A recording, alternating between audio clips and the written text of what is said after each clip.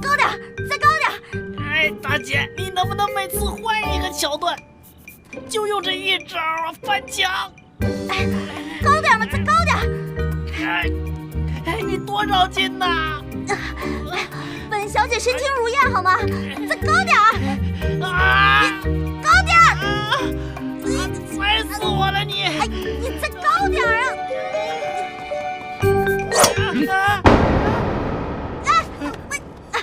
怎么了？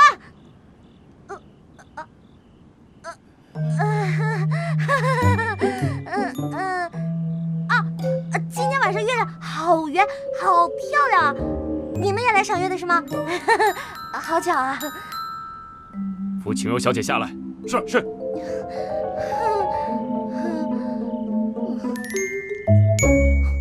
此番为何又要逃走？之前不是答应过本王不再逃跑了吗？既然被你发现了，那我就不隐瞒了。我觉得待在这儿不舒服，所以我就走了。真是儿戏！你我既有婚约，你为何不给本王时间？为何如此不相信本王？没办法，感情破裂，不想待在这儿，跑了清静。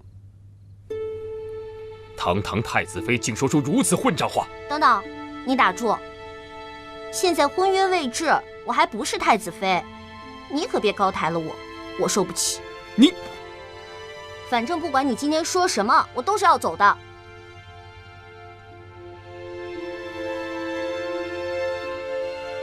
来人呐！在。将他带回房内，严加看管。大婚之前，不得踏出王府半步。是。你。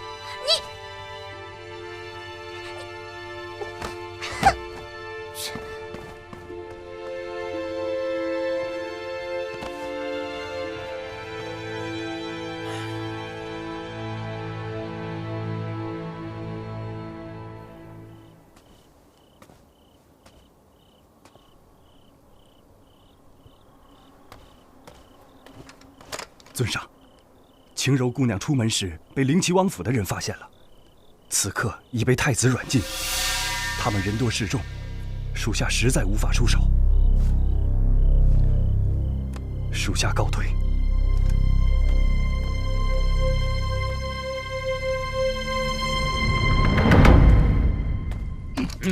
让我过去，我有话要说。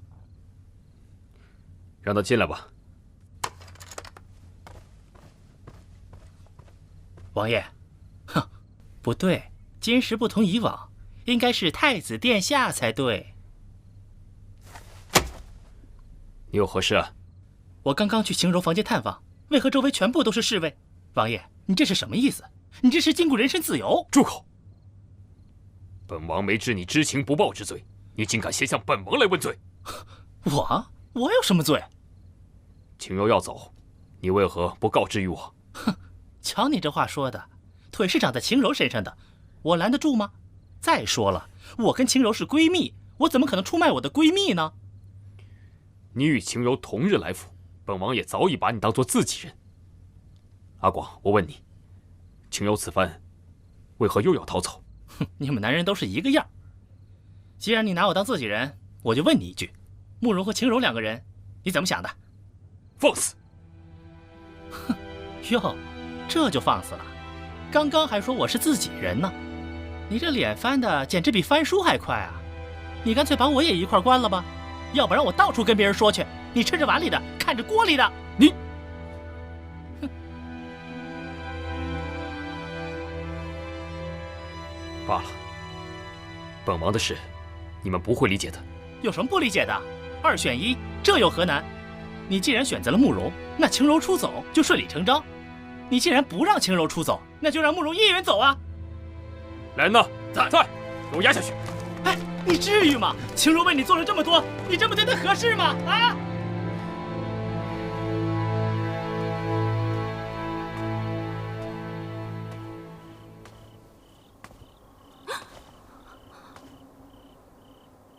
你为何见到我如此慌张？是不是知道我要找你来算账？双儿不知道你在说什么。哼，青柔走的事情，是不是你跟谢延琪说的？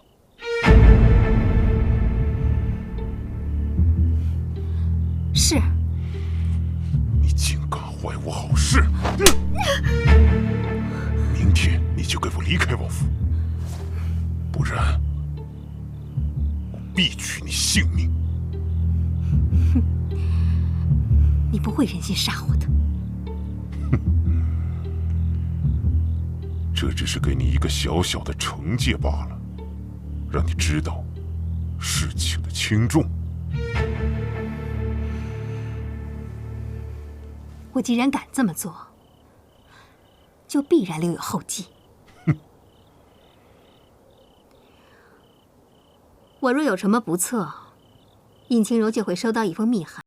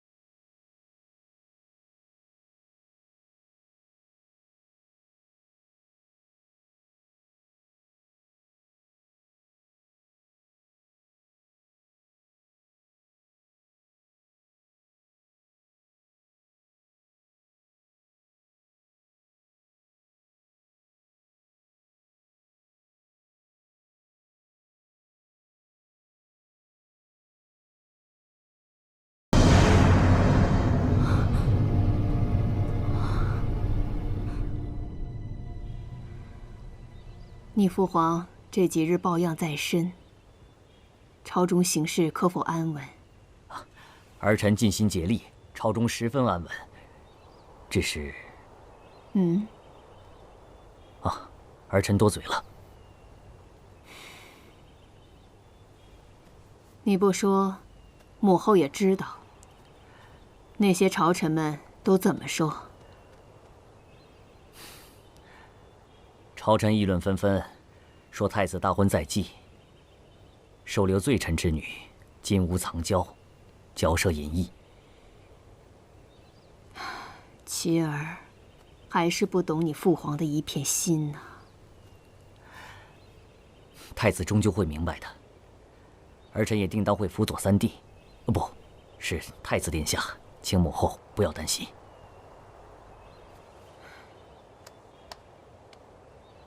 还是你最懂事，为何你父皇不选你做太子呢？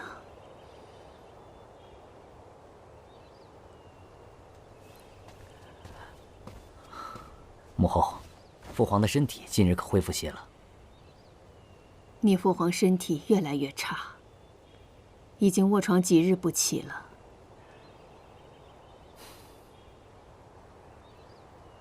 父皇那吉人天相，定当会逢凶化吉，母后切勿忧心呐。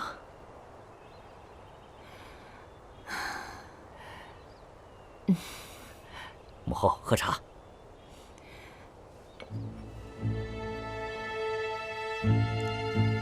前些日子我见过皇帝，现在那老糊涂并无意让我取代谢延琪的太子之位，只是让我做他的左膀右臂，真是笑话。我谢延辰文韬武略，哪一样不胜过那小子？怎肯甘居人后？那王爷您怎么想？你听说了没有？皇帝最近病情越发加重，估计那老东西也快完蛋了。若还不能改变他的主意，恐怕就真的完了。王爷说的极是。若先皇登基，王爷再动手的话，就极为被动。在下以为我们应当先下手为强。没错，危机之际，也只能采取非常手段了。干脆杀进宫，逼那老家伙退位。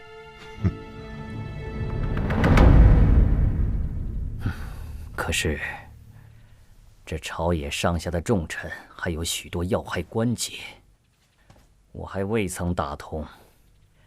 此时行事，怕是……王爷，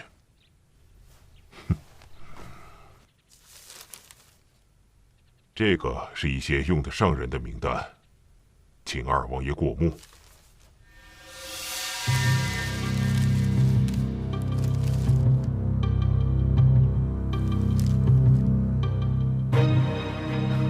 这些人都是朝中的重臣遗老，你是如何调动他们的？只是小小的威逼利诱，在利益面前，我相信没有人会不动心的。好，这样一来，万事俱备，只欠东风了。更何况，母后是站在我这一边的。好，我们现在只差好时机的到来了。等时机一到，就是我谢言臣改朝换代之日。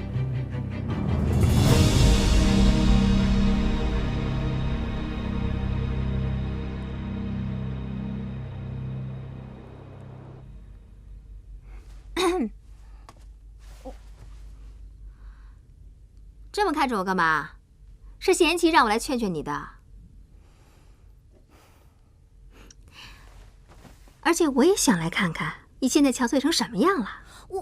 哎，这滋味是不是跟冷宫似的？你说自从穿越过来，这一天天把你给嘚瑟的，我也真是看醉了。切，我就知道你没安好心，那你就来看我呀！喏，看这里，看这里，看这里。真是的，难不成你还对我有一点怀念？岂止是怀念，我简直怀念死了，我恨不得从房顶上跳下去。不过话说回来，只要我能穿越回上一层梦境，你看我不分分钟折腾死你吧，小样儿！行啊，那你跳啊，跳的时候记得叫上我，我也去强势围个观什么的。顺便呢，我给你抓2只鹰，然后带你翱翔，带你飞，我也送你一程，够仗义吧？尹晴柔，你心怎么那么狠呢？不过说真的，你之前跟我的时候，我一直觉得你蠢的都能申请吉尼斯了，居然能那么静静的让我欺负。不过后来发现你也不笨。你说我之前干了那么多撂挑子的事儿，不都是你帮我摆平的吗？有的时候我觉得，我还真挺搞不懂你的。哎呀，夸人就不能好好夸吗？好好夸，好好夸，咱俩能这么愉快的对话吗？行了，行了，行了。其实吧，我也觉得我挺聪明的。停，要吐了啊！夸你2句还找不着北了。不过就拿现在来说吧，你跟谢言齐也相处一段时间了，以你的聪明才智，你肯定知道谢言齐会怎么做。我呢，就点到为止了。你自己衡量吧，要走要留，自己看着办啊。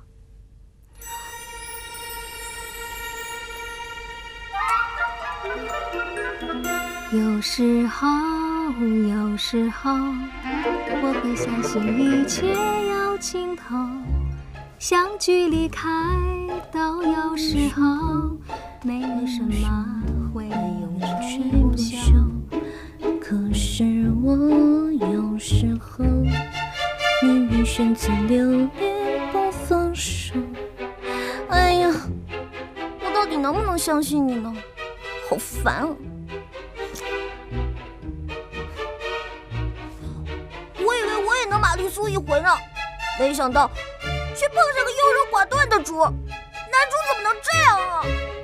哎呀，其实不是啦，看人家宁愿关着你都不舍得放你走，他肯定还是喜欢你的。男主一般都这样，他不喜欢你，他喜欢你，他不喜欢你，他喜欢你，他不喜欢啊！我到底该怎么办呢？不行，我咽不下这口气。这个不识好歹的双儿，枉我一直对他不薄，不杀他，真是难解我心头之恨。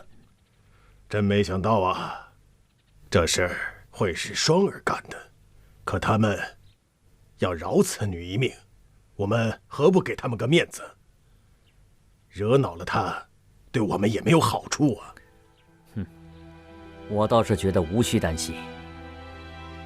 这个女人对他来说，已经没有利用价值了。料他也不会为一个弃子与我们反目。何况三弟现在后院起火，谁会在意一个双儿呢？如果双儿在太子府出了事，想必舅舅身为他的义父，还能参他一本，岂不是一石二鸟？话虽如此，可舅舅不要再犹豫了，那边的事情不会有问题的。好吧，你看着办吧。不过切记，不可为此女坏了大事啊！舅舅放心，本王自有分寸。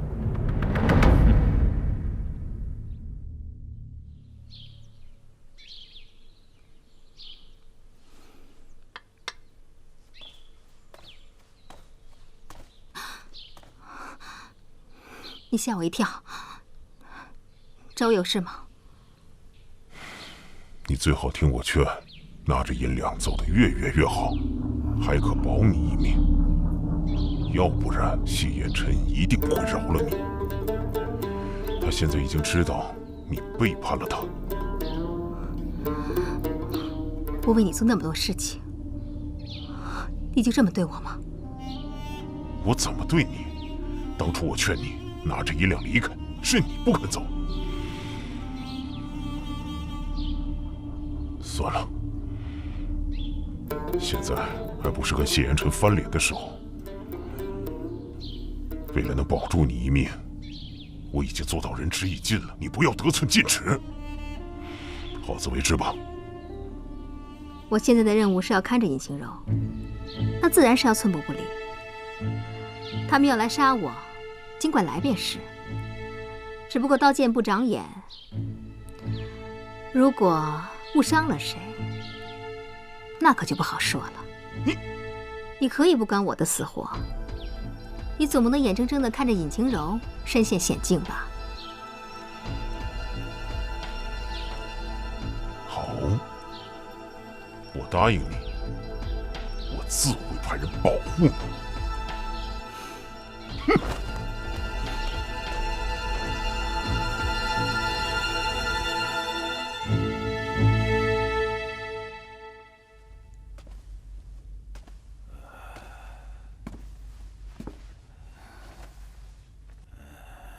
皇上，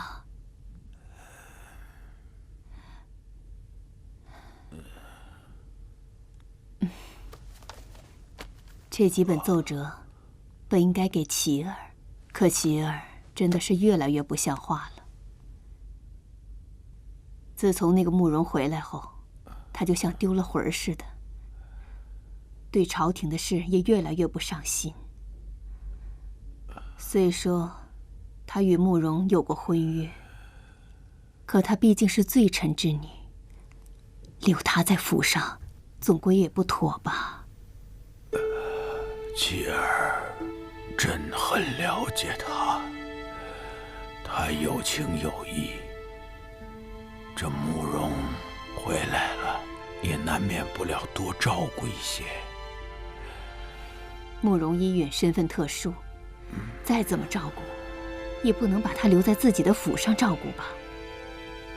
我听说，朝廷上下对此事议论纷纷，说太子忙于家事，无心朝政。琪儿啊，这事儿是优柔寡断了一些。你这个做母后的，也要时刻给她提个醒嘛。皇上，琪儿她现在根本不把我这个母后放在眼里，为了一个慕容，差差点跟我翻脸呢。真有此事？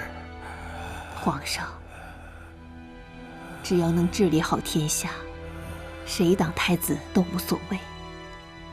可齐儿身为太子，却连儿女情长这点小事都处理不好，将来他如何守住我祖宗基业，造福天下百姓呢？江山为重，皇上，你还是再好好考虑一下这太子之位的人选吧。王后，你说的也有道理。不过这换太子之事不是儿戏。妻儿因慕容的事遭人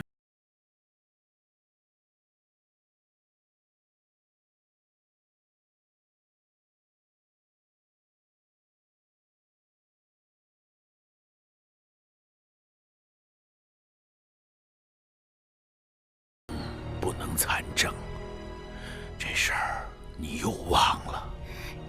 臣妾没有忘，臣妾只是为江山社稷考虑，也想为皇上分忧啊。他们的秉性，当然我最了解。依我看来，也许成儿更能治理好天下。好了，皇上，不要再说了，朕累了，走吧。皇上，是。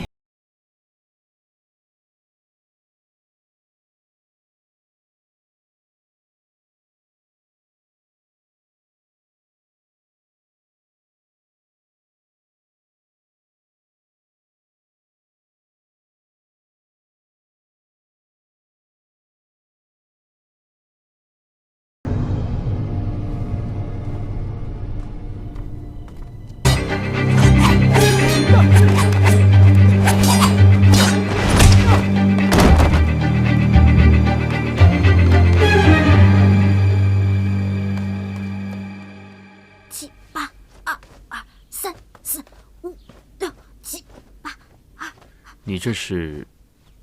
此乃家乡秘术。秘术？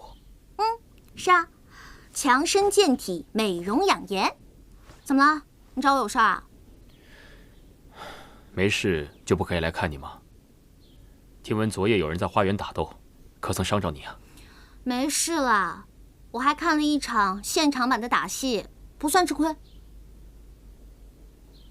没事就好，我会加派人手保护你的。不用了，我不出去不就得了？我就知道你在怄气，你多给我一些时间便可。我给你再多时间也是无济于事的。你们两个两小无猜，青梅竹马，我看我还是成全你们好了。我会等到你主动放我那天的，我也不用什么送行仪式，我身体好得很，我可不会像某人一样习惯性的晕倒。再说了，我走很远也没关系，你放心好了。想都别想，我是不会让你离开我的。不是跟你说过吗？我会处理妥当的。感情这种事儿，其实能让你慢慢考虑的。三人同行，注定会有人受伤，要想两全是根本不可能的。我只不过是想等他身体好一些了再做打算。你为何如此咄咄逼人呢？他要是1个月不好，我们就等1个月；他要是1年不好，我们就等1年。那要是一直都不好，那我们就要等1辈子吗？那我的时间呢？谁来弥补啊？不会那么久的，你相信我。只要他身体好的差不多了，我自会处理妥当。那万一呢？这些事情能确定吗？你为何如此蛮不讲理啊？启禀太子，慕容姑娘又晕倒了。你看，你看，说什么来什么吧。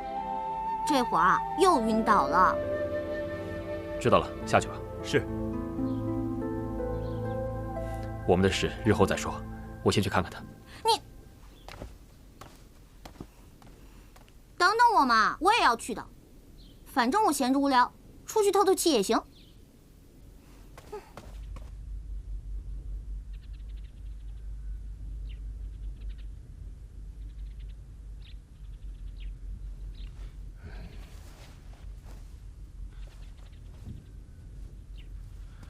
如何？启禀太子，单从脉象上看，不容乐观。慕容姑娘这5年来身体上遭受了重大的伤害，更严重的是心病。《黄帝内经》云：怒伤肝，喜伤心，忧伤肺，思伤脾，恐伤肾，百病皆生于气。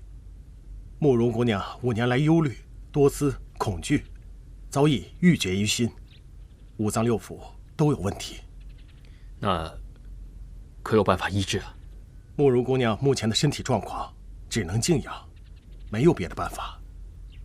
那什么时候能好呢？哦，这也说不准。药物只能缓解。那太医的意思就是，这病好不好，只能看心情了？这也不全是，受损的五脏六腑只能静养。那反正就是短时间内好不了了，是吧？应该是的。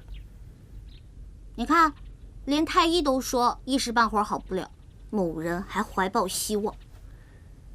你知道我不是这个意思。哎，好了好了，我开玩笑的，缓和一下尴尬气氛。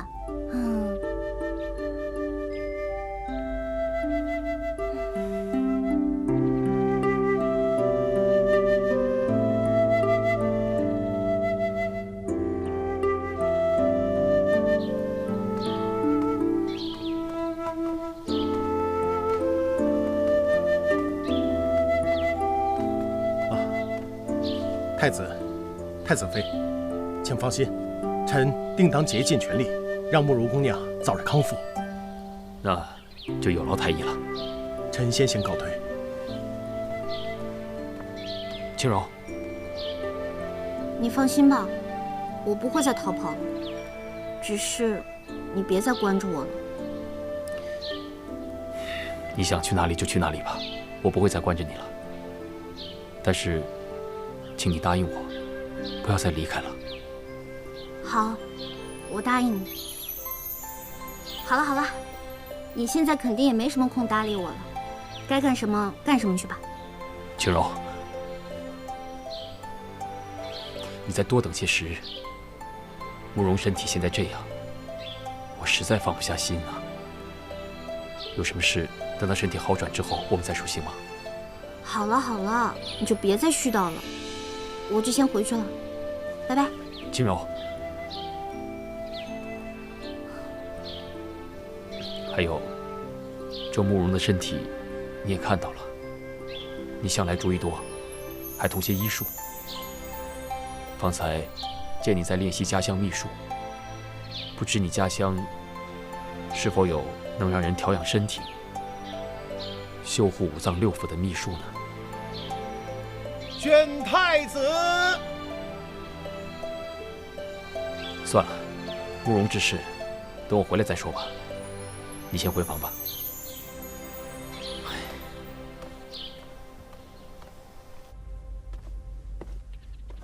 儿臣参见母后。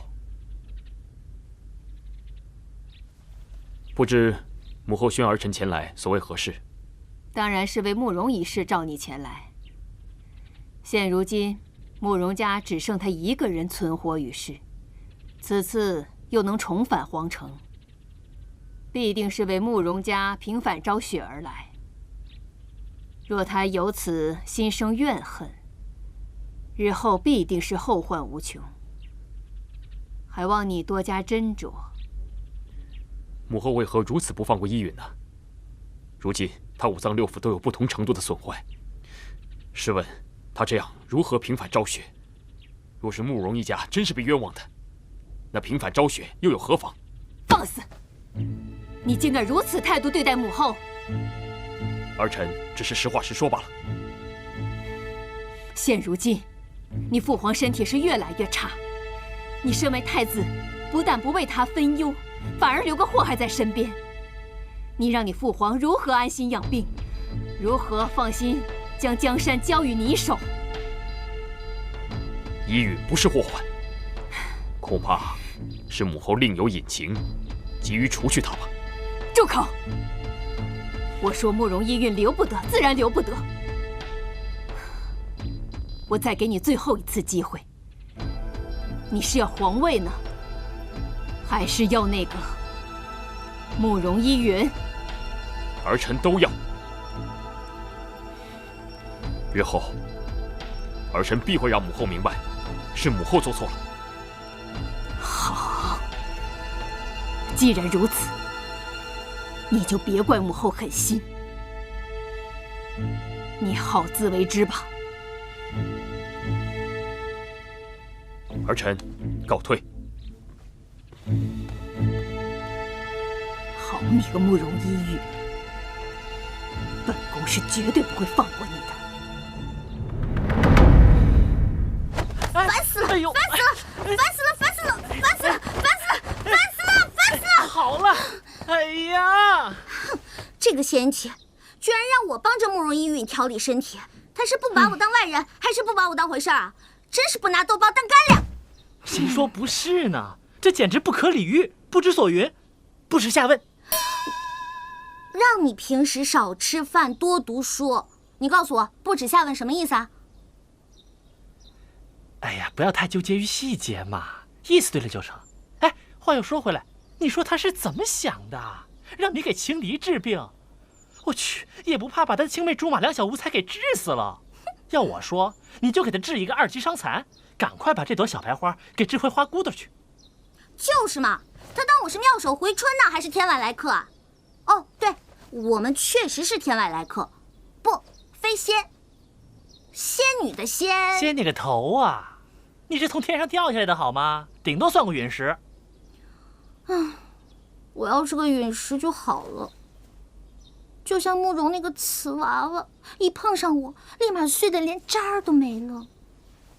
他根本就不用你撞，自己跑到你跟前来就碎一地。你说说，这么一个坚如磐石的你，怎么拯救一个支离破碎的他呀？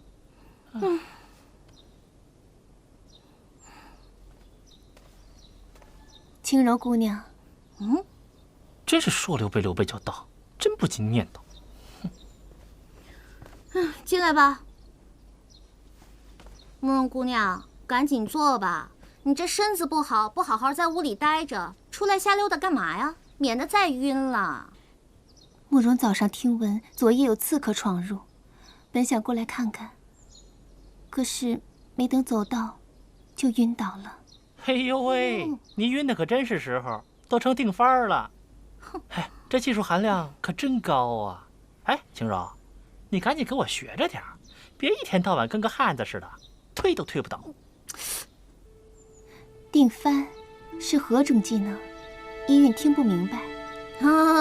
你不用明白，以后少晕倒就行了。让尹姑娘见笑了。听闻这几日你与颜齐，太子殿下又因我而争吵，依韵实在是过意不去。都怪我这身子不争气，让大家担心了。呵呵，你别多想，也只有谢元齐他一个人担心而已。我们呀，心态好着呢。都是我不好，太子平日里有那么多事要忙，还让他为我的事而费心。青柔姑娘，请相信我，我是一定会离开的。只是因为太子放心不下我，才让我先在府里养好身子的。行了行了，你好好养着吧。反正这王府是谢元齐的，我在这儿也是白吃白住，又不花我一分银两，你不用来找我解释。看来尹姑娘还是不肯接受我。你放心，我会尽快说服太子同意我离开的。又装小白花，气死我！看我不治！别，你好生在这儿住着，没事儿。这王府这么大，上上下下也不差您这一口饭。等我跟谢元齐成了亲，到时候我养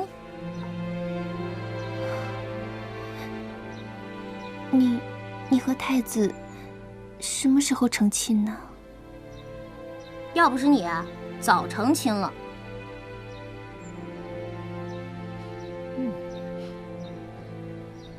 哎，往那边挪点，别挡着我看风景。啊，好热，你再往那边挪挪。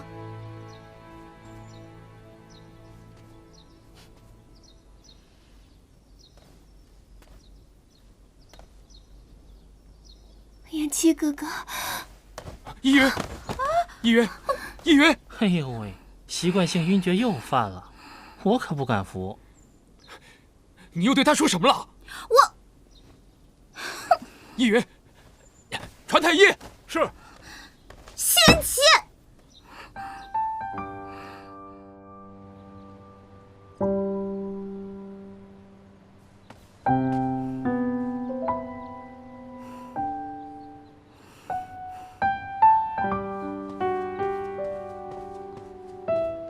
你叫我来干什么？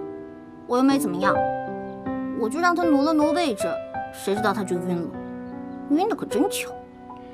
青柔，我不是来责怪你的，只是依云的身体越来越差。死了关我什么事？你说什么？没说什么，你就幻听了。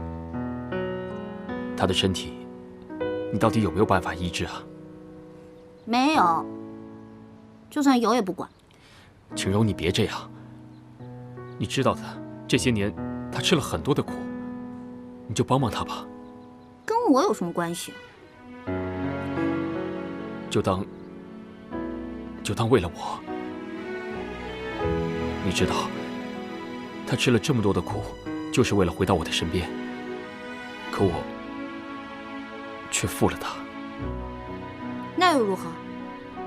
如今他既然回来了，我就不能眼睁睁地再一次看着他消失。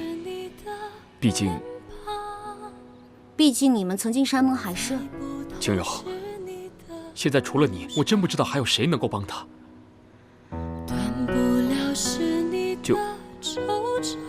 就算我求你了。求我？为了他？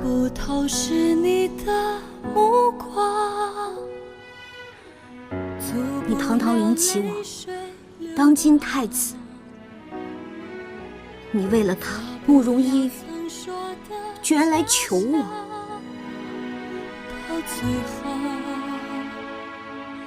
在你心中，我始终没有他重要，对吗？不是的，青柔，你和他不同，对他，我只有责任。好，我答应你，我一定尽力去救。多谢了。等他医好了，你也别想再见到我。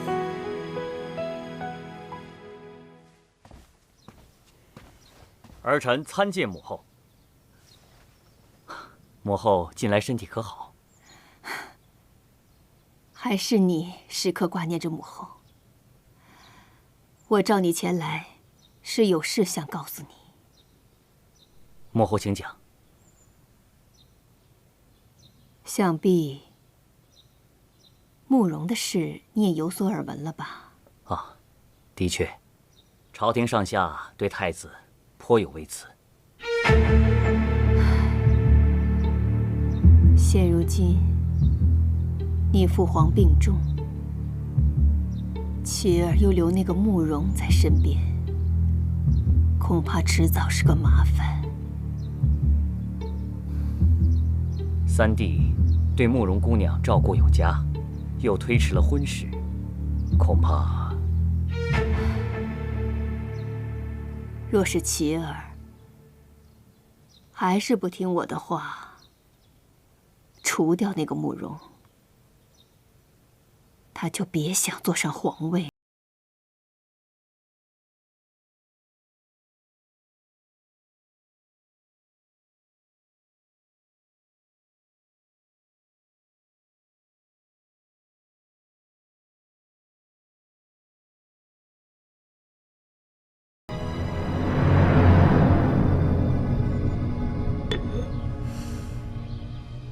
好了，赶快给慕容姑娘送过去吧，别一会儿再凉了。是。哦，对了，一会儿给慕容送药的时候，把这个交给慕容的丫鬟。小姐，这是什么呀？这个呀，武功秘籍。武功秘籍？哎呀，逗你的，我说什么你都信啊，真是很傻很天真啊。小姐，你又拿喜儿开心了。好了，赶紧送过去吧，别一会儿凉了。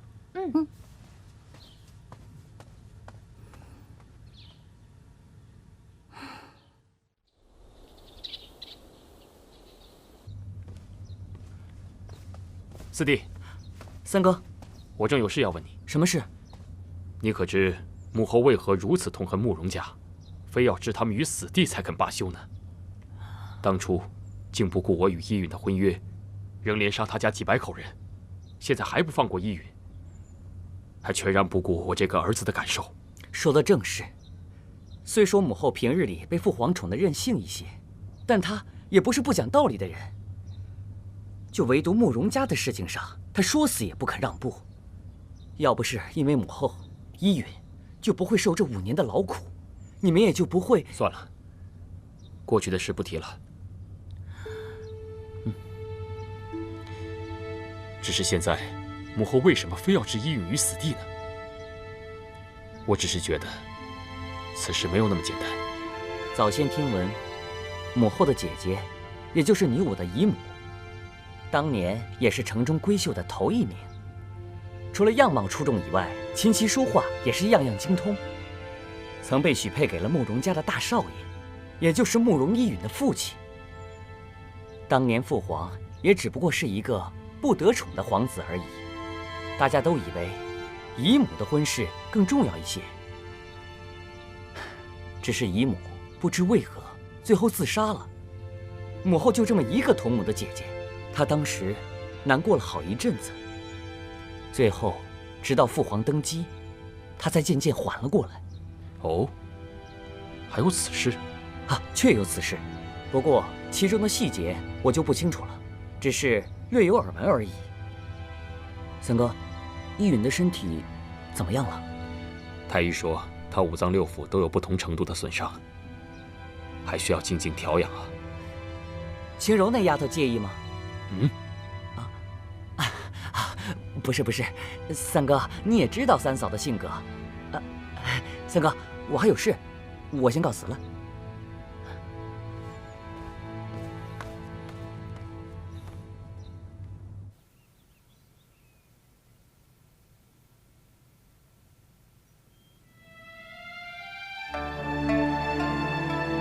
姐姐，你的仇我不会忘记。想当年，你以京城第一美女之誉与慕容家定亲，可是慕容家为了讨好梁王，竟然把你骗去庙里相见，然后偷偷地把你送进梁王府邸，害你受尽凌辱，把你逼上绝路。若不是你的丫鬟九死一生前来告知我真相，我怎么也不会想到这一切都是慕容家所为。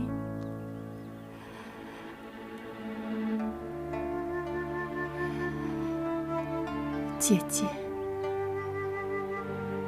你我从小相依为命，若不是你护着我，也不会有我的今日。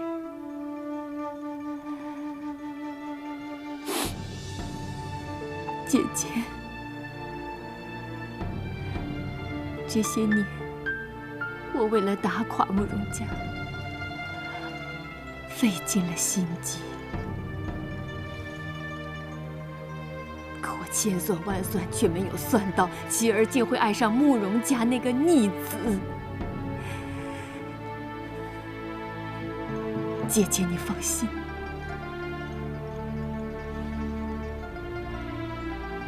我一定会让慕容家所有人都给你陪葬。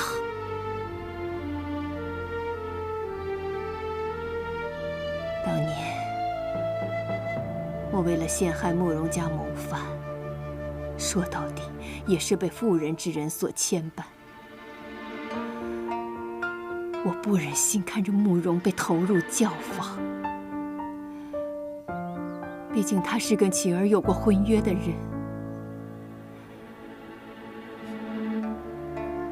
如果将他一并残害，那我不是跟害姐姐的人没有什么区别了吗？所以我只是将他软禁起来，留他一条性命啊！可是没有想到，他居然逃了出来，回到契儿的身边了。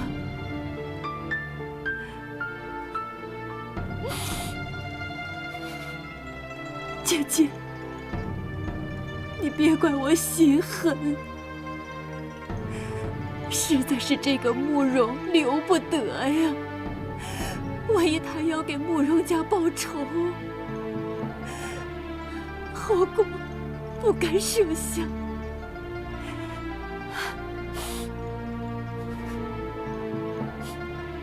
姐姐，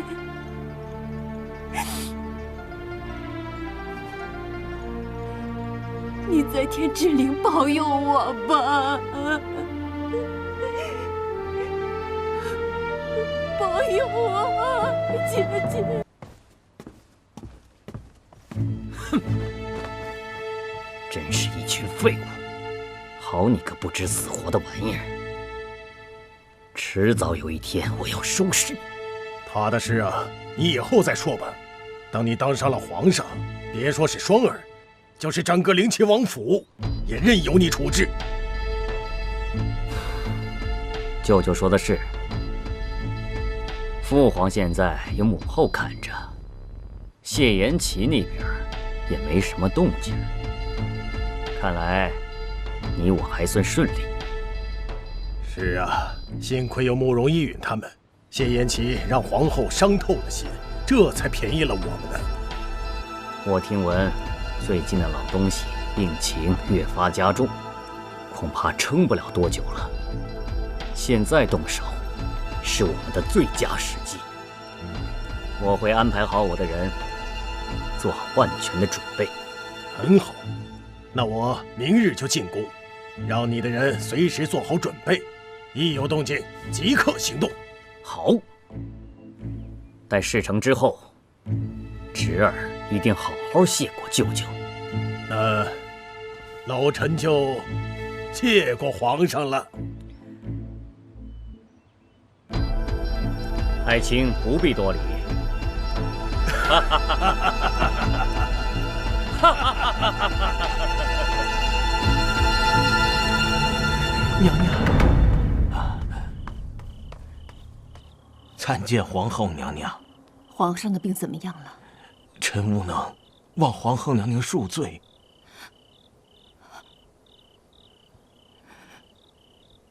还有多少时日？恐怕撑不过今晚啊！好了，下去吧。谢皇后娘娘不杀之恩。罢了，皇上的病我明白，这不怪你。是，臣告退。小秋子，在。去传太子和二王爷进宫。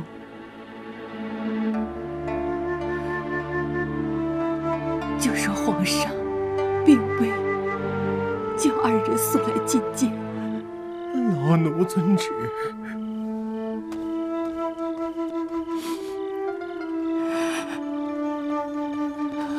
皇后，看来时机已到。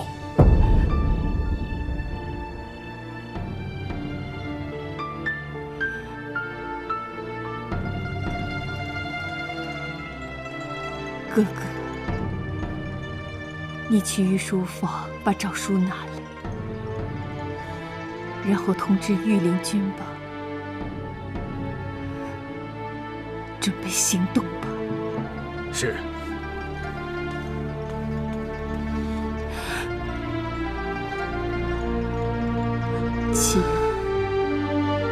是你逼母后这么做的。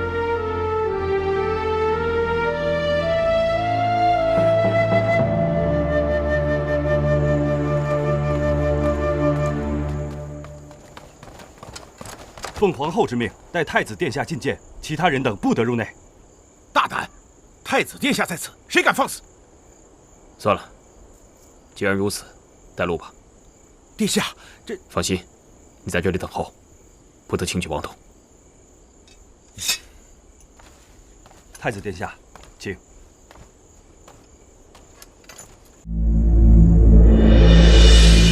告诉尊上，皇上病危，太子走近。去吧。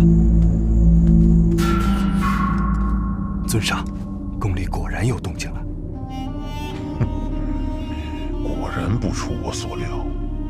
一切都准备好了吗？早已准备妥当，只等尊上一句话了。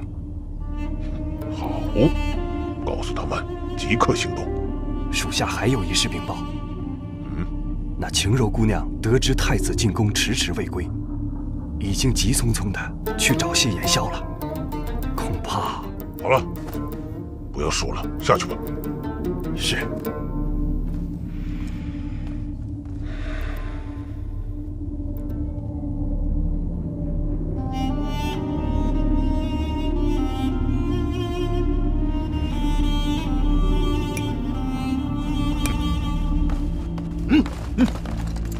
干什么？难道不认识我吗？都给我让开！我要觐见父皇。还请王爷息怒，属下也是奉皇后娘娘口谕，任何人不得出入宫门。什么？皇后娘娘的口谕？父皇病危，为何连宫门都要关闭？为何连我都不让进？如果只是宣三哥觐见，可能因为他是太子也就罢了。可是母后也同时宣了二哥进宫，这到底为何呀？不好，三哥可能有危险。小四，青柔，你来了。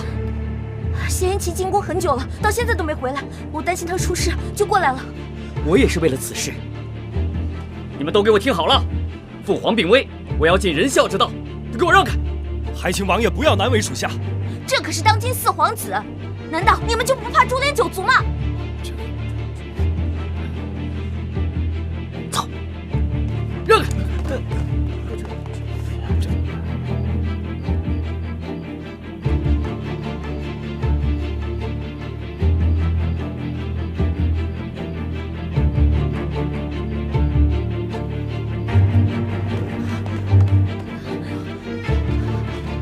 母后，萧儿，儿臣参见母后。你们怎么来了？儿臣担心父皇的身体啊，恰巧在宫门外看见晴柔，我就带她一起来了。父皇的身体如何呀？你父皇恐怕是不行了。我这个时候宣成儿、琪儿前来，是要宣布废太子之事。本不想让你牵扯其中，可谁知你偏偏跑了过来。母后，母后不。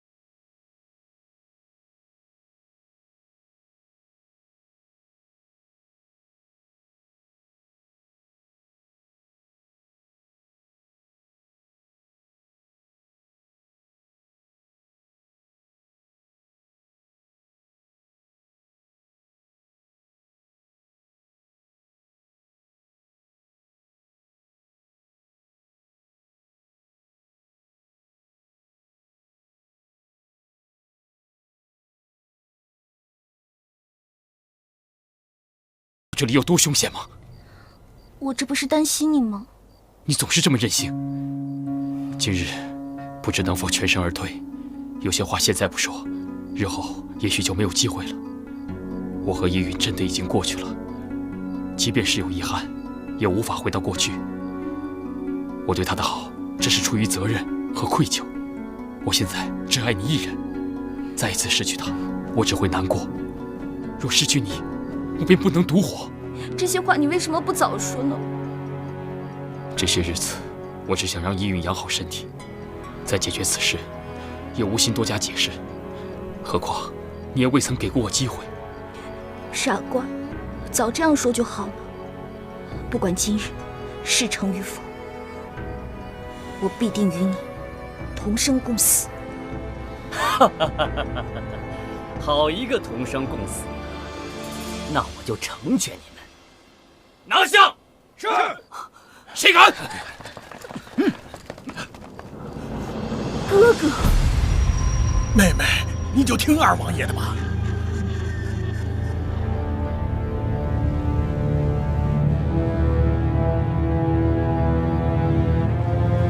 原来你们早有此心，枉我如此信任于你，没有想到你却让我残害自己的亲生骨肉啊！妹妹，你就别怪我不念兄妹之情了，给我上！谁敢？上！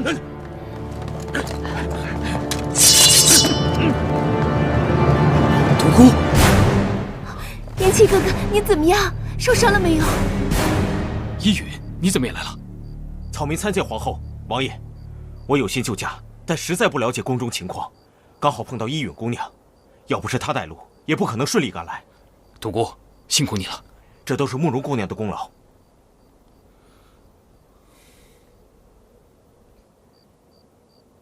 皇上，皇上！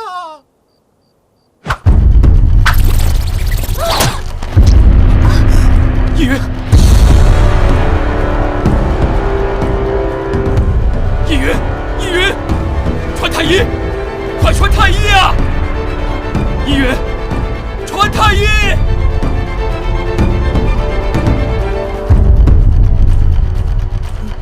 皇上驾崩了！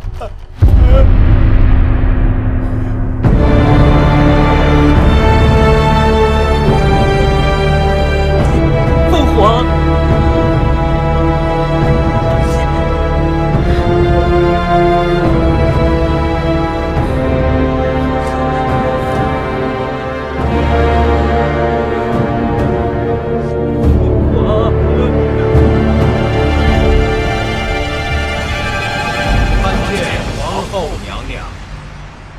皇后娘娘，民女就先行告退了。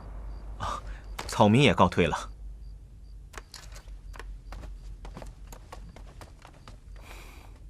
皇上驾崩，哀家虽伤心欲绝，但国不能一日无君。幸好皇上生前立下太子，并留下诏书。邱公公在，宣旨吧。是。太子谢延琪接旨。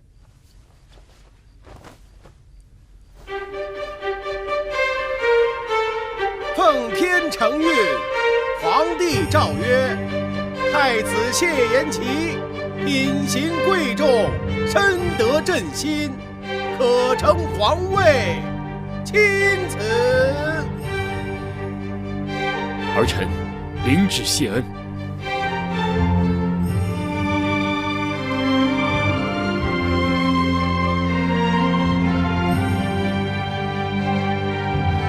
几位都是皇上在位期间信得过的大臣，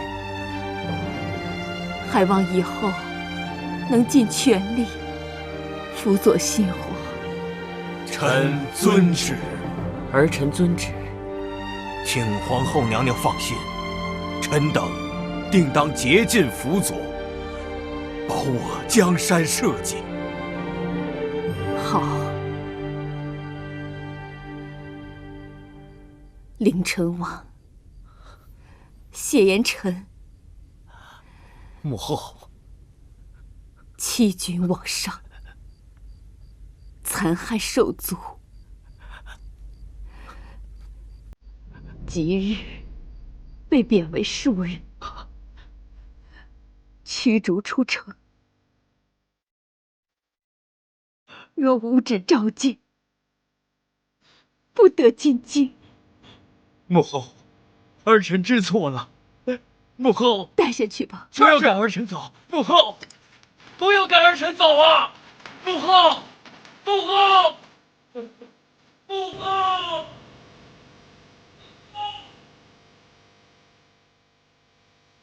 董翳忠奸不分，谢谢铸成大错。谢免去相国一职，即日起闭门思过，1年之内不得迈出房门半步。谢皇后不杀之恩。哦。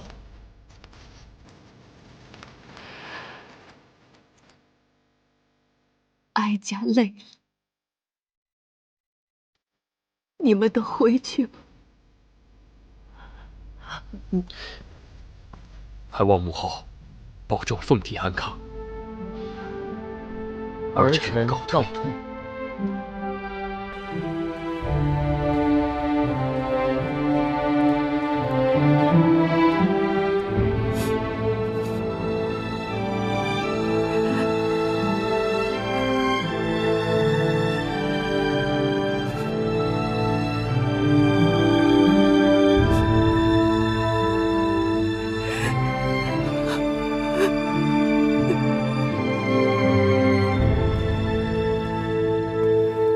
独孤，你不要再跟着我了。这里不是去王府的路，你要去哪里？天下之大，我饿不死的。真的决定不再回去了吗？嗯。为什么？刚才你不是还要跟谢延琪同生共死吗？当谢延琪发生危险的时候，第一个扑上去挡刀的，却是他慕容依允。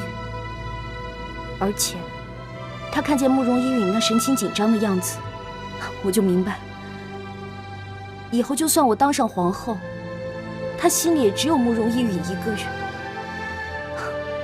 况且，就像你说的，他是皇上，以后会有3宫6院，一个慕容依允就把我弄得焦头烂额，那以后我真的不敢去想。而且我尹晴柔是一个普通的不能再普通的女人，我想要的只是一个男人一心一意的爱。而谢延琪，他的感情世界太复杂了，我接受不了。不如这样，你跟我走，我带你去一个没有人烟的地方，保证以后不会再有任何烦恼。是桃花源，还是神龙岛啊？我只不过是俗人一个，怎么能忘得了这世间的凡俗呢？那你一个人去哪里啊？放心吧，我家那么远，我都过来了。独孤，我想一个人静一静。